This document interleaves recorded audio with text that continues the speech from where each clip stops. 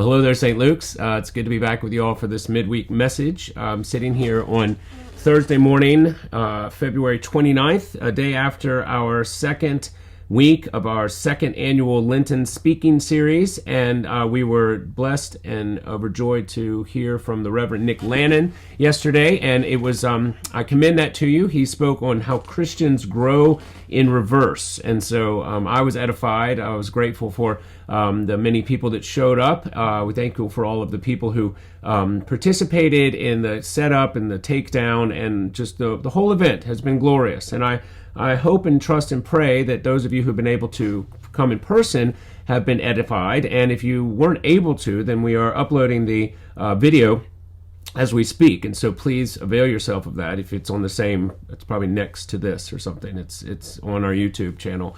And oh, by the way, just as an aside, if you are watching this and you haven't liked our YouTube channel, please do so. The more likes we have, the broader reach we have, and it's not that important to me exactly, but if you are watching and you haven't liked it, you might as well. So there you go. That's my little ad. But back to Lent. I've been thinking a lot about sort of this Lenten season. We've been teaching about it, preaching about it in conjunction with the Rector's Forums, the sermons, and the Discovery class. There's been a lot of input. And one of the new inputs for some of you, although we did it last year, has been the singing, the chanting in the service during the Eucharist. And people have asked me, some people that's somewhat foreign to them, somewhat new, and I've had some wonderful discussions about why we're doing this. And so the short answer to why we're doing it is that in part I love to sing. So if I wasn't able to sing, then we probably wouldn't feel so obligated or even motivated in the least to assault you with my singing. But I can sing. I love to sing, and singing is a gift from God. There's a heavenly chorus that we join our voices with, as we say every Sunday. And so, in part, we are simply following the admonition and the model of the church down through the ages. The Apostle Paul in Ephesians chapter 5 talks about addressing one another in psalms and hymns and spiritual songs, singing and making melody to the Lord with your heart, giving thanks always and for everything to God the Father in the name of our Lord Jesus Christ. That's Ephesians 5, verse 19 and 20. And so again, that's not, we don't want to proof text this necessarily, because the singing is one of the glorifying ways that God has created us to return praise to Him. And so again, making a joyful noise does not mean that you have to have it, everyone has to be exactly in perfect pitch or in perfect tune, but there's a physicality to singing that is that transcends the merely spoken word. And this has been something that theologians and philosophers have reflected on down through the ages. In part, it's why in the Eastern Orthodox Church almost all of the liturgy is sung, because there was an early sense which we appreciate, although we do not fully embrace, that the words of Jesus in particular, the Gospels where He speaks, and the sort of the divine liturgy was so reverent and so sacred that it had to be sung. Now, we don't fully embrace that, but we can appreciate the intent and the notion. But the idea of chanting and singing in church is certainly not foreign to the Anglican tradition. In fact, we have what's called Anglican plain song, chanted psalms and sort of various aspects of the liturgy that is traced all the way back to the birth of our own church in the English Reformation.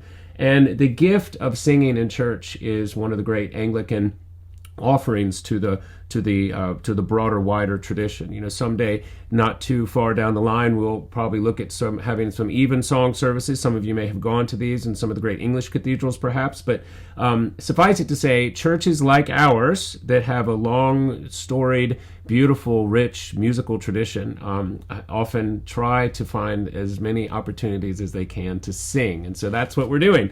To that end, as you know, we are having a John Rutter Gloria sort of orchestral Eucharist service coming up in May. I believe May. I'll check that and I'll put it right here again. This is how this works. I can't just keep re-recording.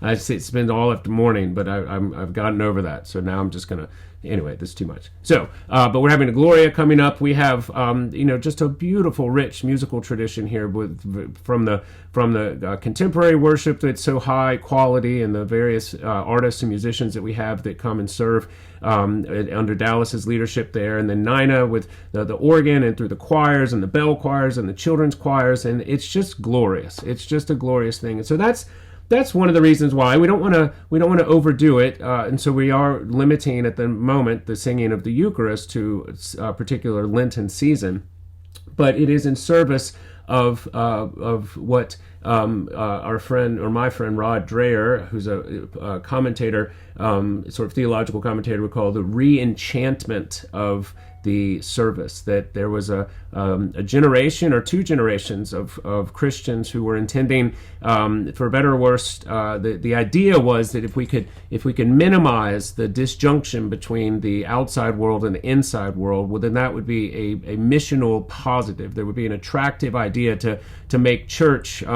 sort of less mysterious, less otherworldly, less enchanted. And I can appreciate the heart behind that, but we have two generations of receipts to look back on, and we realized that perhaps we went too far. Some people did. Now, our church didn't, but many churches did, too far in the sort of what was called the seeker-sensitive model. Anyway, the point of that is we are in the process of re-enchanting the world, that we have a beautiful building, we have a wonderful tradition, we have the historic liturgies, and we have something that is glorious to the glory of God and for His renown, which by in our participation actually strengthens and encourages us, as we say every Sunday, to go in peace to love and serve the Lord. That, as I say, and I'll never tire of saying, is the whole reason we do any of this, is to strengthen you, to encourage you, to equip you, as Paul says in Ephesians 4, for the work of ministry. And the work of ministry is that when you leave St. Luke's on a Sunday, right before noon or right before 9:30, when you leave, you have been fed, you have been encouraged, you have been nurtured, you have been re-enchanted and inspired to realize that you are walking not out into a cold, dark world, but a world that was created good, that has, yes, fallen, but nevertheless is in the throes of redemption through the shed blood of Christ for His people. And so that's what we're doing. That's why we take such pains. That's why we spend so much time, and that's what the intent behind some of these liturgical changes are. So stay tuned. We will keep talking about it. We'll keep explaining it. We do have a whole discovery class on what we do in church and why, and so I will make particular note of that. If you aren't participating in the discovery class, or you already have, you may want to check that one out just as an addendum to your your weekly podcast consumption. Okay, so to that end, I am happy to say that as of our vestry meeting this past Tuesday night, the vestry has authorized the formation of what we are calling the Vestment Fund. Some of you know, another seamless edit. Where was I? Oh yes, I'm reminded. We are going to be refreshing our various seasonal vestments and paraments, and so those are the various, as I said before, colorful pieces of the communion service that we use each and every season of the year, and so.